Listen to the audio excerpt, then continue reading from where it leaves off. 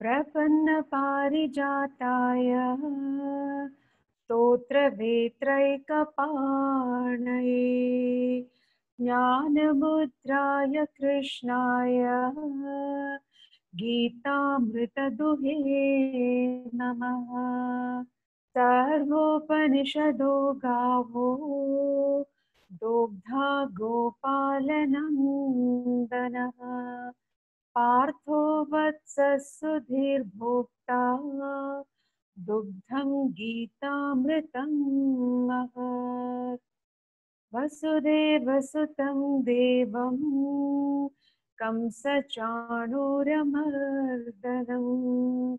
देवकी परमानन्दं कृष्णं वन्दे जगद्गुरुम्। हरिओम। जय श्री कृष्ण। कभी हम जय श्री राम, कभी ओम नमः शिवाय, कभी अहम ब्रह्मस्मि, कभी जय श्री कृष्ण। इतना विशाल है हमारा धर्म, इतना ह्यूज स्पेक्ट्रम है कि इसमें हर चीज समा गई। और खासकर आज जब हम बात कर रहे हैं कान्हा की, कृष्ण की, गोपाल की, कन्हैया की, कितने नाम हैं और कितने रूप हैं उस कान्हा के, कितने स्वरूप हैं, उस पे आज चर्चा करेंगे। कृष्ण को बुद्धि से नहीं समझा जा सकता और कोशिश भी मत करना बुद्धि से समझने की, लेकिन हमारे पास उपलब्ध ही बुद्धि है तो उसी का इस्तेमाल करना पड़ेगा।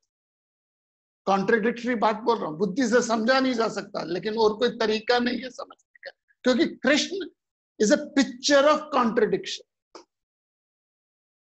कृष्ण जो है वो स्वरूप है, एक तरफ वो बाल रूप है, सौम्य रूप में है, बाल गोपाल के रूप में दिखते, लड्डू गोपाल है, और दूसरी तरफ वही विशाल काय 11वें अध्याय में विश्व रूप दर्शन दे देते हैं, जहां मुख बड़ा करते हैं, काल स्वरूप जाते हैं। और कुछ लोग कृष्ण के मुंह में सीधे चले गए और कुछ दांतों में टिके। काल स्वरूप है, भयंकर स्वरूप। एक तरफ बाल गोपाल है, सौम्य है, सुंदर है, एक तरफ युद्ध करते हैं। अर्जुन को कहते हैं अर्जुन तो युद्ध कर, कर्मण्येवाधिकारस्ते मा फलेषु कदाचन युद्धस्त्व विगत ज्वरा। एक तरफ भगवान जी अर्जुन को कहते हैं युद्धस्त्व विगत ज्वरा, with the total zeal and zest अपना युद्ध कर। और दूसरी तरफ कृष्ण जी का एक और नाम है रणछोड़ जी, युद्ध को, रण को छोड़ के चले गए। क्यों छोड़ के चले गए वो कहानी मैं बताऊंगा। एक तरफ युद्धस्त्व विगत ज्वरा कहते हैं, एक तरफ भगवान कहते हैं तू जील और जेस्ट से युद्ध कर, दूसरी तरफ अर्जुन, दूसरी तरफ भगवान कृष्ण बलराम के साथ युद्ध छोड़ के भाग, युद्ध रणछोड़ जी है। एक तरफ बांसुरी वाले हैं, बांसुरी बजाते हैं, और दूसरी तरफ चक्रधारी। पिक्चर ऑफ कॉन्ट्रडिक्शन है, एक तरफ बाल रूप है, एक तरफ विशाल रूप, सौम्य है, भयंकर है, युद्ध करते हैं, रणछोड़ जी है, बांसुरी वाला है, चक्रधरधारी है। एक तरफ रास करते हैं, नाचते हैं। जब वेस्ट में पहली बार कृष्ण की लीला गई, मैक्स मूलर के माध्यम से जब पहली बार पश्चिम के देशों में कृष्ण के जब लीला गई तो लोग हैरान हो गए, ये कैसा भगवान है जो नाचता है, ये कैसा भगवान है जो कभी रोया नहीं। You will never find crying Krishna. इतने मुश्किलें, इतनी प्रॉब्लम्स आए, इतनी समस्या, जन्म होते ही मामा पीछे पै गए होते, जन्म लेते ही मामा पीछे पै गया। जब मैं छोटा था तो घर वालों से पूछता था कि जन्माष्टमी में व्रत क्यों रखते हो? जन्माष्टमी तो बर्थ है, भगवान कृष्ण का जन्मदिन है, उस दिन तो पार्टी होनी चाहिए, ये उपवास क्यों रखते हो? तो पता चला क्योंकि जन्म पता नहीं होगा कि नहीं होगा, टेंशन थी कि होगा कि नहीं होगा, कंस मार तो नहीं देगा। तो उस टेंशन में भूख ही नहीं लगी। और जब हुए तो नंद में आनंद भयो जय कन्हैया लाल की, नंद में आनंद भयो जय कन्हैया लाल की।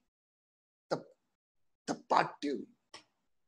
तो एक तरफ बांसुरी वाला है, एक तरफ चक्रधारी है, एक तरफ रास करते हैं, महारास है।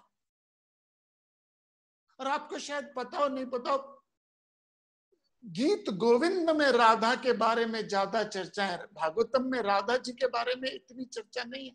सिर्फ 2 या 3 जगह राधा रानी आती है।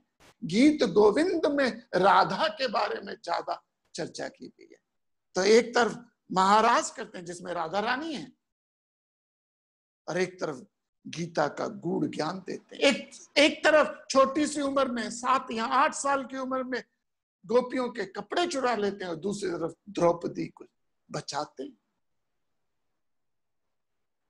एक तरफ बड़े ही सौम्य सुंदर हैं, एक तरफ विशाल स्वरूप है। क्योंकि अर्जुन को यही तो गलत फहमी हो गई थी जब उन्होंने कहा प्रभु मुझे दर्शन दो, दर्शन दो, दर्शन दो। 2 बार भगवान जी ने दर्शन दिए दुनिया में अपने स्वरूप से अलग होके, 2 या 4 बार दिए एक्चुअल में। कृष्ण जी ने तो 3 बार दिए। एक और एग्जाम्पल वो विष्णु जी का, जब प्रहलाद के सामने विष्णु जी प्रकट हुए, हिरण्यकश्यप के सामने, तो नरसिंह अवतार में। अर्जुन ने भी सोचा भगवान कृष्ण तो बड़े सौम्य सुंदर सहज शील होंगे, और कहा दर्शन दो घनश्याम नाथ तुम्हारी अखियां प्यासी रे, दर्शन दो घनश्याम नाथ तुम्हारी अखियां प्यासी रे। और जब भगवान जी ने दर्शन दिए 11वें अध्याय में विश्व रूप के, तो कांपने लगा। माँ यशोदा ने जब मुंह खोला तो अंदर पूरा ब्रह्मांड निकला। देवकी जब जन्म हुआ कृष्ण जी का, तो चतुर्भुजधारी रूप में हुआ, देवकी को दिखाया अपना रूप। लेकिन एक तरफ सौम्य है, एक तरफ भयंकर, एक तरफ युद्ध करते हैं, एक तरफ रणछोड़ची है, एक तरफ बांसुरी वाला, एक तरफ चक्रधरधारी। मैं बच्चों का कैंप करता हूँ एरी में, अब तो बंद कर दिया, एरी में बच्चों का कैंप करता हूँ। तो उन बच्चों के कैंप में एक लड़का कहने लगा सर भगवान कृष्ण तो टेढ़े हैं, वो खड़े भी टेढ़े होते हैं, उनका स्वरूप भी टेढ़ा है, वो खड़े भी टेढ़े होते हैं। Now why I'm bringing this whole together is the theme that today we have is don't ever misunderstood Krishna. Krishna always develops intellect की बात करता है, चाहे किस रूप में हो। भावनाओं को इंपॉर्टेंट है, आपकी भावना इंपॉर्टेंट है, आपके इमोशंस बहुत इंपॉर्टेंट है, लेकिन भावुक आदमी को कभी भी वैल्यू नहीं देती। और मैं 2 कहानियां सुनाऊंगा आज आपको, और ये शायद आपने अपने पूरी जिंदगी में नहीं सुनी होगी, पूरी जिंदगी में नहीं सुनी होगी कहानियां। सुनी होगी तो hats off to. Krishna ji एक ऐसा व्यक्तित्व जो हमारे जीवन में पूर्ण रूप से आपको मुझको सिर्फ बुद्धि के विस्तार के लिए आए, सिर्फ बुद्धि के विस्तार के लिए आए, और किसी पर्पस के लिए नहीं आए। मैं आपके सामने चार्ट देता हूं, ये इंग्लिश कैलेंडर से देखा जाइए आप, इसको मैं रोहिणी नक्षत्र से कृष्णा पक्ष से नहीं ले रहा, मैं इंग्लिश कैलेंडर से देखा जाए तो कृष्ण जी का जन्म 18 जुलाई 3228 बीसी में हुआ था। 18 जुलाई 3228 बीसी बिफोर क्राइस्ट में हुआ था कृष्ण जी का जन्म। इस संसार में वो अवतरित हुए थे, और कृष्ण जी इस वैकुंठ में कलयुग की शुरुआत जब हुई 18 फरवरी 3102 बीसी में उन्होंने शरीर त्याग किया था। तो लगभग 126 साल वो जिए थे, 126 साल जिए थे। 13 जुलाई थर्सडे 3230 बीसी में in his original form Lord Krishna appeared at the midnight श्रवणी कृष्ण अष्टमी में देवकी के घर में, जेल में हुए थे, चतुर्भुजधारी थे। His father and mother could understand his son was supreme personality of godhood. ये भगवान कृष्ण जी का सबसे पहला दर्शन दिया देवकी को, वासुदेव को। यदि उनकी पूरी लीलाएं देखी जाए कृष्ण जी की, तो सामने आपके चार्ट है। 11 साल 6 महीने वो व्रज में रहे। भगवान कृष्ण 11 साल, अपने जीवन के 11 साल 6 महीने व्रज में लीला करी उन्होंने। अगले 10 साल 6 महीने वो मथुरा में रहे और आखिरी के 105 साल वो द्वारका में रहे। तो टोटल 126 साल 9 महीने तक उन्होंने इस शरीर में रहे। मैं और आपको डेट दे देता हूं, और आपको डेट्स दे देता हूं, थोड़ी सी हिस्टोरिकल डेट्स हैं। नवंबर 2 शुक्रवार 3140 बीसी में कुरुक्षेत्र की युद्ध शुरू हुआ। नवंबर 2 शुक्रवार 3140 बीसी में कुरुक्षेत्र में युद्ध शुरू हुआ। लॉर्ड कृष्ण अपने रथ को अर्जुन के साथ युद्ध क्षेत्र में लिए। और उस समय ध्यान दीजिएगा, भगवान कृष्ण की उम्र 89 ईयर 8 मंथ्स और 4 दिन थी। अर्जुन की 88 साल 1 महीने और 22 दिन थी और 18 दिन युद्ध चलाइए। और उस समय उम्र ज्यादा होती थी, आजकल की तरह नहीं है। और अक्टूबर 1 शुक्रवार 3103 बीसी को डिस्ट्रक्शन, यदुवंश का नाश हुआ। उन्हें श्राप मिला था, यदुवंश का नाश हुआ, गांधारी ने दिया था।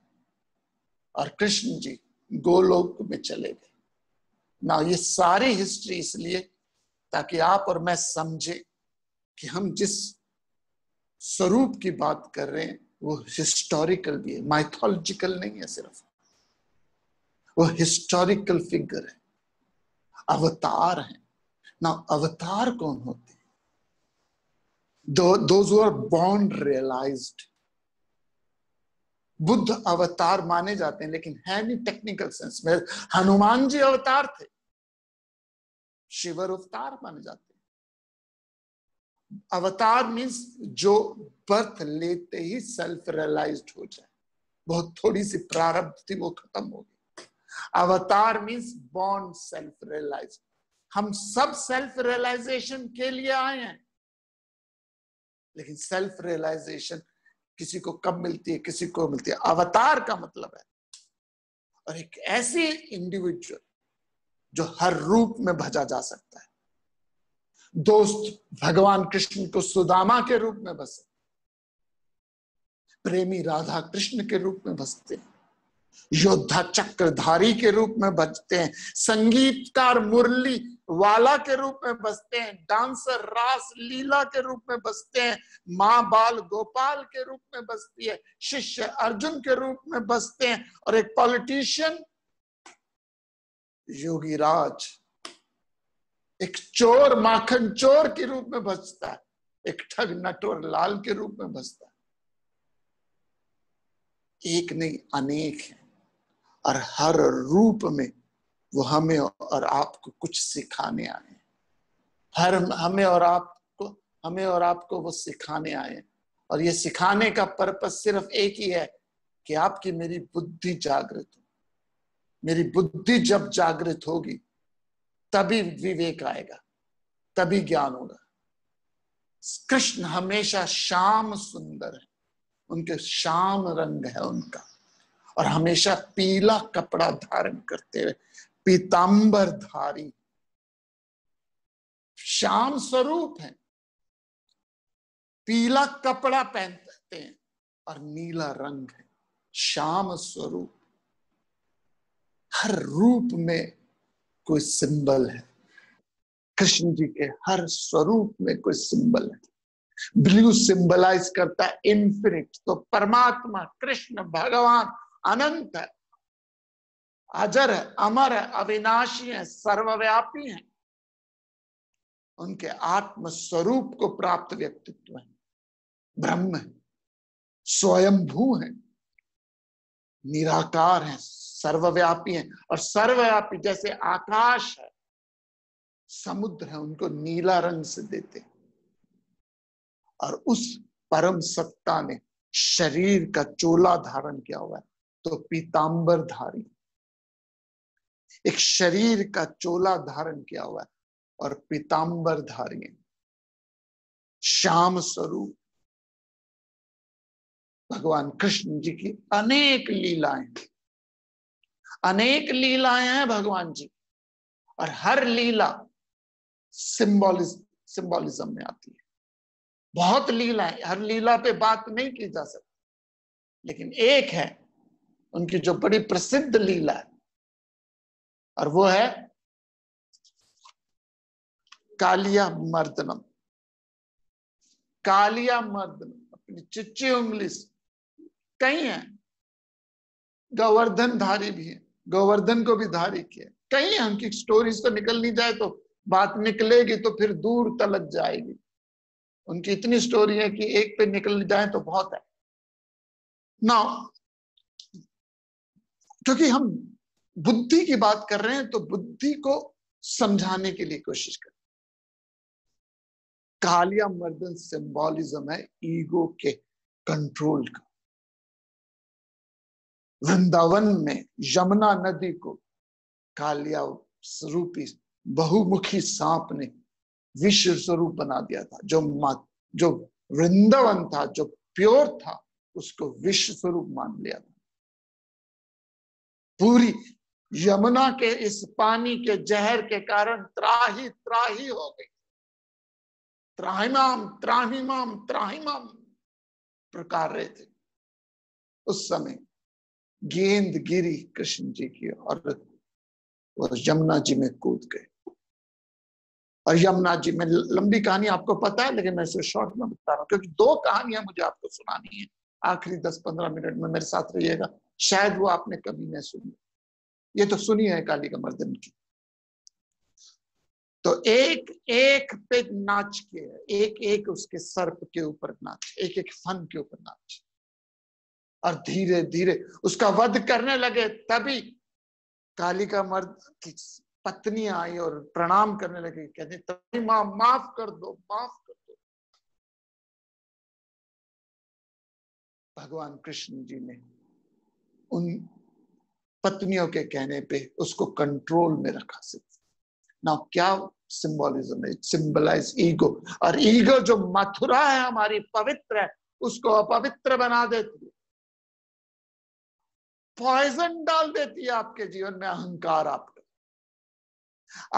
अहंकार आपके जीवन में, आपके घर में, आपके परिवार में, आपके समाज में, आपके देश में पॉइजन डालता, चाहे वो छोटा यूनिट हो, चाहे वो बड़ा यूनिट हो। यदि आपके जीवन में जहर घुला हुआ है, तो घर में कोई ना कोई ऐसा व्यक्ति है जो एक्सट्रीम इगोटिस्टिकल है, और उसने आपके वृंदावन को, मथुरा को, प्योरिटी को, पवित्रता को जहर घुला हुआ है। और आप पुच्चू पुच्चू नहीं कर सकते डर डर के उसके सामने, हाँ मुझे माफ कर दो मुझे। वो तो चाहता है, ईगोटिस्टिकल व्यक्ति चाहता है कि मेरा वर्चस्व रहे।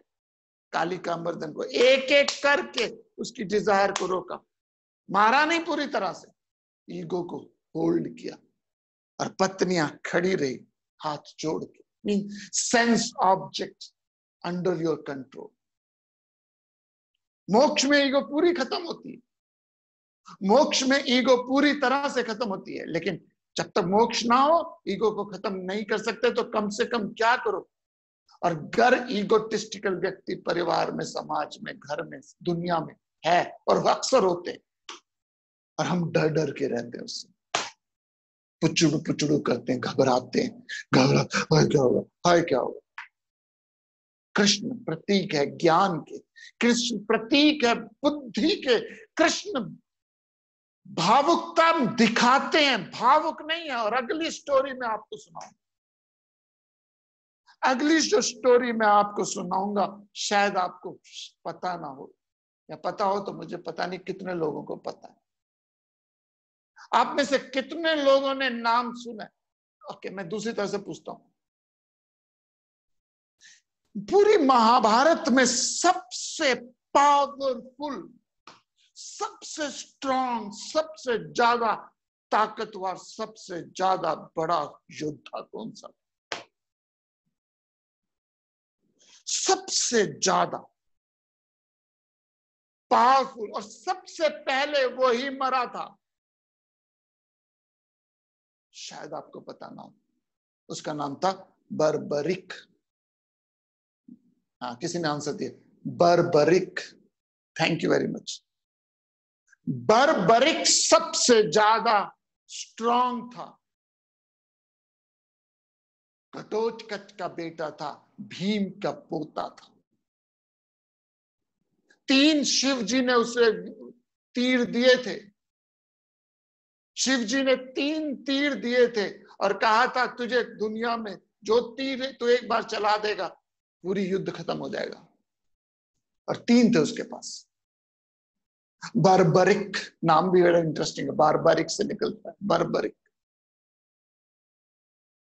मां के पास गया बारबरिक, अपनी मां के पास, घटोत्कच की पत्नी के पास, और कहने लगा मुझे युद्ध में जाना, मुझे महाभारत के युद्ध में पार्टिसिपेट करना। किसी ने नहीं बुलाया था उसे,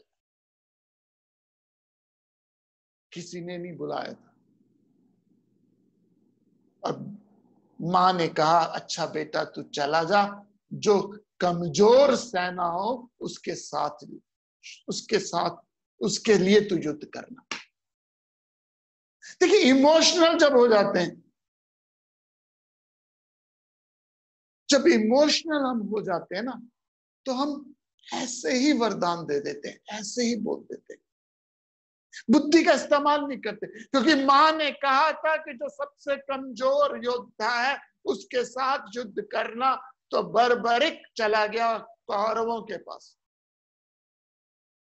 और कौरवों को उसके तपस का पता नहीं था। उन्होंने सोचा छोटा सा बच्चा, और कृष्ण जानते थे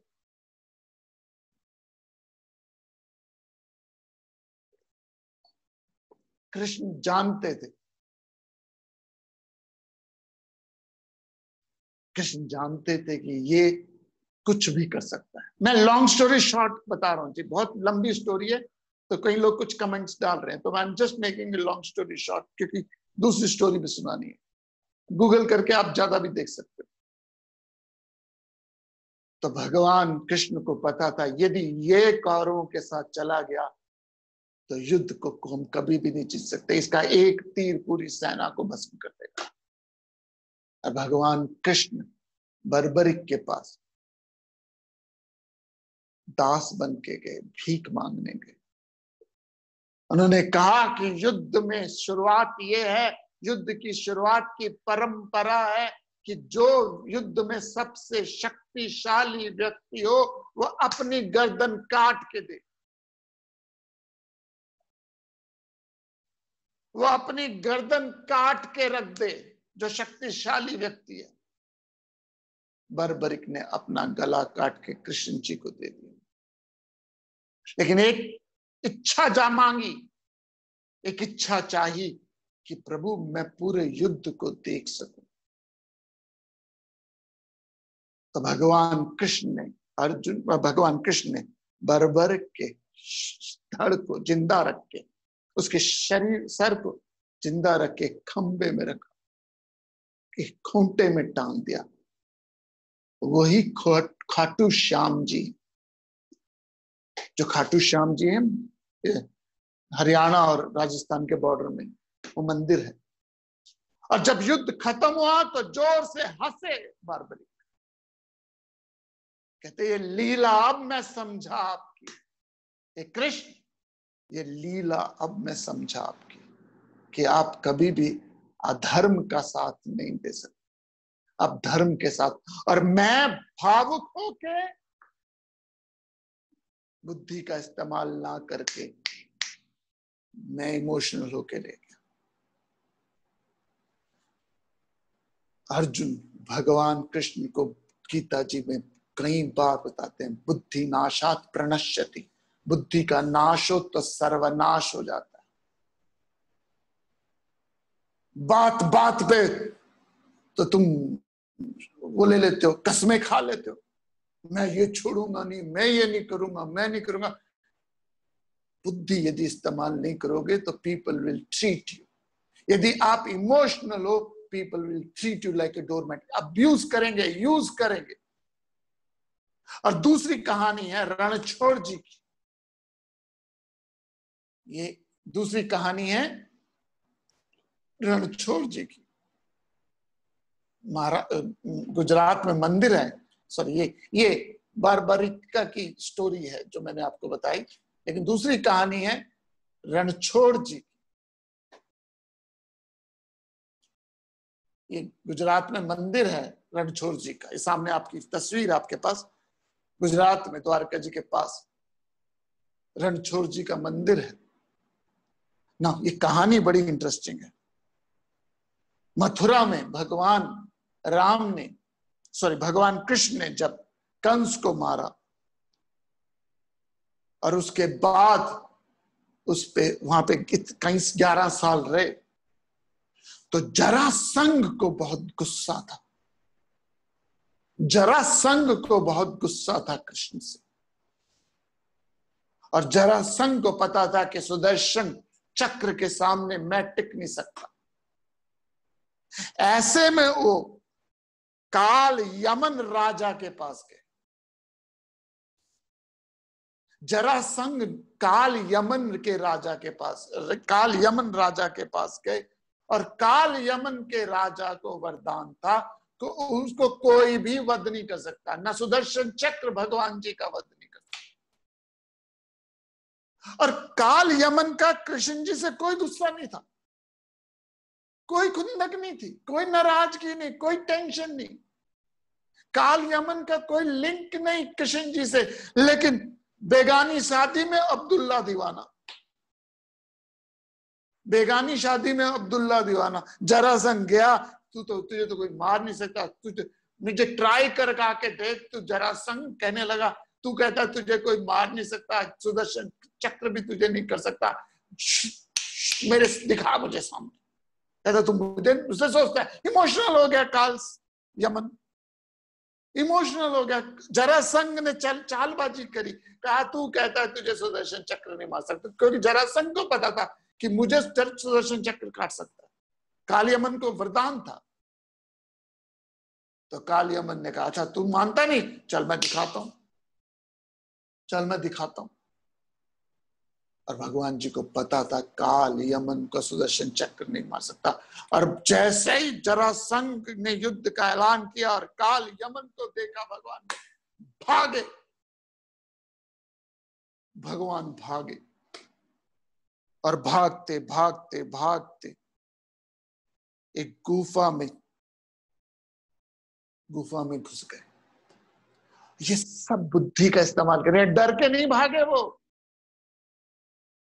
मैं दोबारा रिपीट कर रहा हूं, भगवान कृष्ण भावना है उनमें, भावुकता बिल्कुल नहीं, इमोशंस है, इमोशनल नहीं। वो बुद्धि का इस्तेमाल करते हैं और वो धर्म के साथ है, अधर्म के साथ नहीं है। घटोत्कच का बेटा बर्बरिक इमोशनल हो गया, उसकी मां इमोशनल हो गई, बेचारे जो कमजोर है उसके साथ चला जी। लेकिन यही काल यमन भी इमोशनल हो गया, और उस इमोशंस में आके उन्होंने कहा चल मैं दिखाता हूं मेरे में कितनी ताकत। जैसे छोटे बच्चे को आप कुछ करते ना, तो दिखा तो सही, तू तो कर ही नहीं सकता, तू तो कुछ नहीं कर सकता, तेरे में हिम्मत नहीं है ये करने की। काल यमन गुस्से में आया, वो भागा, भगवान भागे, मथुरा छोड़ा, तब मथुरा छोड़ा भगवान जी। और मथुरा छोड़ के वो पहुंचे एक गुफा में जहां मुचकुंद राजा सो रहा था। और मुचकुंद राजा को इंद्र का वरदान था कि उसने असुरों को बहुत मारा था। मुचकुंद राजा देव था जो अपनी गुफा में सो रहा था। उसको इंद्र ने वरदान दिया था, तुझे कोई यदि नींद तू आराम से तेरा कोई भी खराब करेगा तो वो जल के भस्म हो जाएगा। वो जल के भस्म हो जाएगा। और गुफा में सो रहा था मुचकुंद, राजा मुचकुंद सो रहे थे और भगवान कृष्ण भागते भागते आए बलराम के साथ और मुचकुंद के ऊपर अपना पीतांबर डाल दिया। राजा मुचकुंद सोए हुए थे और उनके ऊपर पीला कपड़ा डाल दिया। ना काल यमन ने जब देखा कि सो रहे हैं कृष्ण, कृष्ण कपड़े पे सो रहे हैं, उन्होंने लात मारी, उन्होंने मुचकुंद पे लात मारी। मुचकुंद खड़ा हुआ और सामने जब देखा कि यह राज काल यमन है, और काल यमन को पता नहीं था कि सिर्फ मुचकुंद ही उनको मार सकता है, और आंखें खोली और काल यमन भस्म हो गया, जल के भस्म हो गया, और वो पूरा का पूरा पहाड़ भस्म हो गया। और भगवान कृष्ण और बलराम वहां से जंप मारी। ना स्टोरीज ऑफ स्टोरीज, लेकिन बुद्धि की बात करती है, इमोशंस की बात नहीं करती। आपके अंदर शक्ति है, श्रेष्ठ हो, लेकिन अगर बुद्धि नहीं है और इमोशनल हो के दूसरे की राह में चलते हो, और उन लोगों की राह में चलते हो जो दुष्ट हैं, इमोशनल हो के यदि आप उन लोगों की राह में चलते हो तो कृष्ण आपके साथ नहीं देंगे। कृष्ण धर्म के साथ है, कृष्ण राइचसनेस के साथ है। तो शक्तिशाली भी हो आप, राजा काल यमन की तरह, या फिर शक्तिशाली हो बर्बरिक की तरह, कभी भी ये मत समझ लेना कि बुद्धि से ऊपर हो जाओगे। और आखिरी खुद स्टोरी है, और वो है महारास। ये कहानी आपने सबने सुनी होगी, लेकिन मैं इसका सिंबॉलिज्म आपको बताता हूं। महारास एक ऐसी घटना जो हमारे शास्त्रों में एक ऐसे विचार को प्रकट करती है जो इनक्रेडिबल है। राधा रानी पूरे के पूरे भागवतम में 3 या 4 जगह आती है, ज्यादा नहीं आती। जैसे मैंने बोला गीत गोविंद में ज्यादा आती है, बाद में लिखी गई गीत गोविंद, उसमें चर्चा राधा रानी की ज्यादा है। वो जो स्टोरी के भगवान कृष्ण जी बहुत तबीयत खराब हो गई, तबीयत काफी खराब हो गई भगवान कृष्ण की, तो कहा सिर्फ एक ही तरीका है कि किसी के पांव की धूल उनके सर पे लगा दी जाए तो वो ठीक हो जाएंगे। तो कोई धूल ना लगाए। राधा रानी ने कहा मैं अपने पांव की धूल इनके सर पे लगाती थी, इनको बचना। ऐसे कई स्टोरीज बाद में आई, लेकिन जो स्टोरी जो इंपॉर्टेंट है और वो पूरी की पूरी कृष्ण के स्पिरिचुअलिटी को पर्सोनिफाई करती है, वो है महारास। महारास की घटना है वृंदावन में महारास हुआ। महारास में था हर गोपी हजारों गोपियों के साथ हजारों गोपियां नृत्य कर रही थी, और हर गोपी के साथ कृष्ण।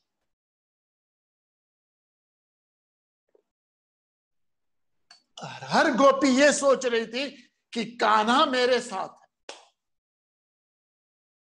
बड़ी प्रसिद्ध घटना है, बहुतों ने सुनी हुई है ये घटना।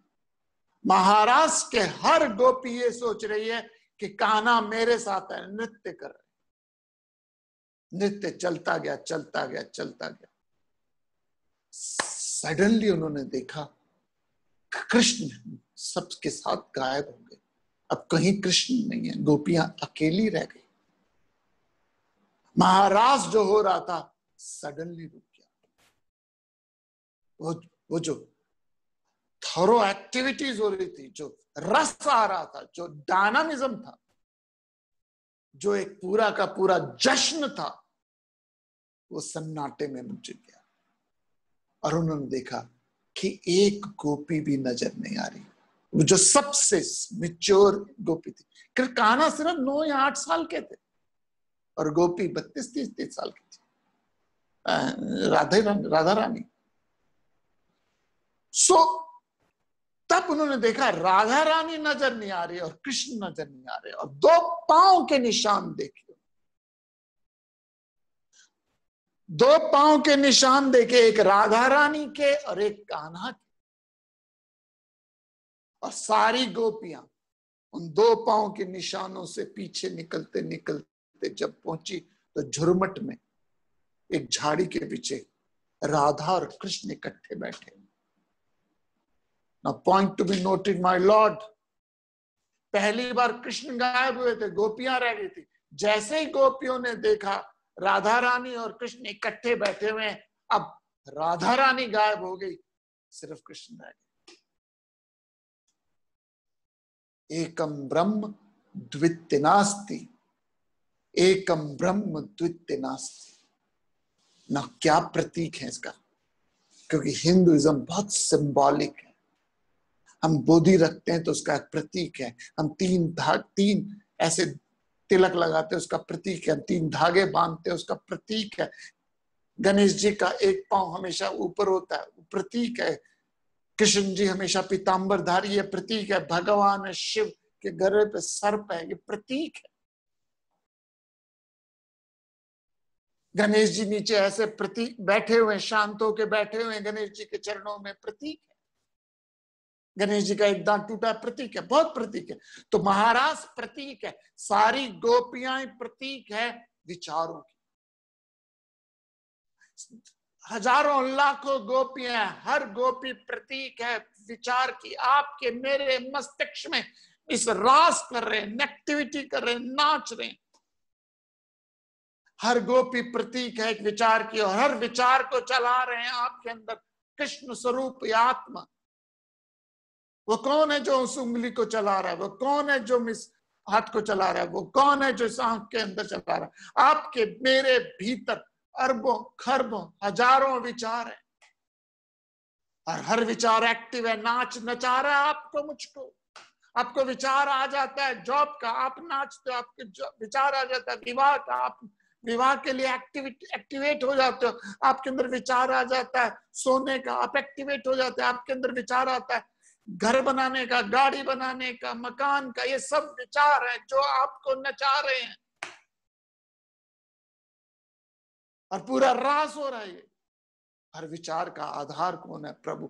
लेकिन जैसे सबसे परिपक्व विचार, सबसे मैच्योर विचार, गोपियों में सबसे मैच्योर थी राधा रानी, सबसे परिपक्व प्रभु का विचार। औरों में विचार और था, लेकिन राधा के अंदर सिर्फ कृष्ण का विचार था, और कोई दूसरा विचार नहीं था। एकम ब्रह्म द्वितीय नास्ति। और जैसे ही राधा का अर्थात मैच्योरिटी का, ब्रह्म ज्ञान का, परमात्मा का विचार परमात्मा में समाहित हो जाए, तो बाकी सारे विचार नॉन एसेंशियल हो जाते हैं। जब प्रभु का विचार मन में आ जाए तो बाकी सारे विचार डिलीट हो जाते हैं, नॉन एक्टिव हो जाते हैं, नॉन एसेंशियल हो जाते हैं, अनप्रोडक्टिव हो जाते हैं। लेकिन उस एक विचार को प्राप्त करने के लिए आपको समाज से थोड़ी देर के लिए आइसोलेशन में जाना पड़ेगा, सेक्लूजन में जाना पड़ेगा। वायरस भी जब दिमाग में आता है, कोरोना वायरस भी आया तो सबको क्वारंटाइन में डाल दिया। तो अध्यात्म का विचार जब जीवन में आना बसना होता है तो आपको थोड़ा सा आइसोलेशन, सेक्लूजन में। गीता एकेडमी वही पर्पस है कि थोड़ी देर सेक्लूजन में बैठो, कुछ दिन तो बिताओ हमारे साथ नरेंद्र नगर में। सेक्लूजन है, और वहां पे विचार किसका? 20 दिन you eat Gita, you drink Gita, you sleep Gita. तो राधा रानी और कृष्ण सेक्लूजन में गए, और जब राधा और कृष्ण इकट्ठे हो गए, अब राधा का विचार भी खत्म हो गया। राधा राधा राधा राधा आधार आधार, राधा राधा राधा राधा राधा आधार, आधार है राधा, विचारों का आधार है राधा। और वो विचार जब जीवन में बस जाए, थोड़ा सा उसके लिए सेक्लूजन चाहिए, थोड़ा सा एकांत चाहिए, और जब वो पूरा विचार प्रभु के साथ युक्त हो जाए तो वो विचार डिसॉल्व हो जाता है, सिर्फ कृष्ण रह जाते हैं। ये महारास है। तो मैंने 3 स्टोरीज आपको प्रमुख बताई। इमोशनल विचार खराब है, ईगोटिस्टिकल विचार खराब है। ईगोटिस्टिकल विचार पॉइजन ला देंगे, जो कालिका मर्दन में हुआ। इमोशनल विचार भी आपको दुख देंगे, जो बर्बरिक के साथ हुआ। पैसिव लोग भी यदि आप बने, बड़ी शक्ति है, यदि पैसिव हो, काल यमन की तरह शक्ति है आप में, लेकिन दिमाग का इस्तेमाल नहीं करते। कोई भी आपको भेड़ चाल की चला दे, काल यमन की तरह आपके विचार शून्य होंगे और शो ऑफ करने वाले होंगे, तब भी आपका पतन अवश्यंभावी है। लेकिन विचार जब प्रभु से जुड़ जाएंगे, प्रभुमय हो जाएंगे, और वो राधा का विचार है, तब आप और प्रभु में दो नहीं रहेंगे, फिर एक हो जाएंगे। कृष्ण जन्माष्टमी के दिन जन्म हुए, पर Krishna will never born, will never die. Krishna का कभी जन्म नहीं हुआ, शरीर का जन्म हुआ, कृष्ण कभी जन्म नहीं लेते। वो प्योर है, इन्फिनिट है, वो आपके अंदर आत्म स्वरूप है, वो आपके अंदर आत्म स्वरूप है। और उसने, उस आत्म ने ये शरीर का चोला ओढ़ा हुआ है। उस श्याम सुंदर ने पीला पीतांबरधारी किया हुआ है। तो वो उस परम सत्य को, उस परम तत्व को, उस परमात्मा को जिसने अंगीकार कर लिया, वो राधा आधार बन जाती है। फिर उसके बाद जिथे द्वैत दी हुंदी ना भूमासा, फिर वहां द्वैत ही नहीं रहता, फिर सब कुछ कृष्णमय हो जाता है। इसी विचार से हरिओम तत्सत। ओम